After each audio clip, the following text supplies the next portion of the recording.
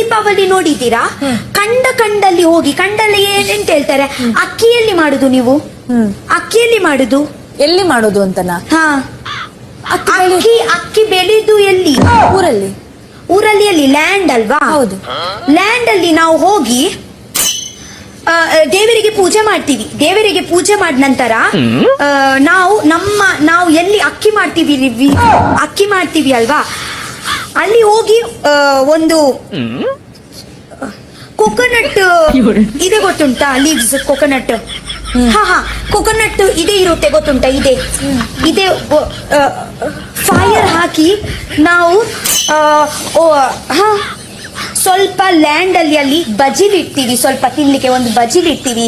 ಎಂತ ಪ್ರಸಾದ ಇಡ್ತೀವಿ. ಮತ್ತೆ ಅದೇ ತೂ ಅಂದ್ರೆ ಫೈರ್ ಮತ್ತೆ ಹೀಗೆ ಮಾಡ್ತೀವಿ. ಅರ್ಥ ಆಯ್ತಾ?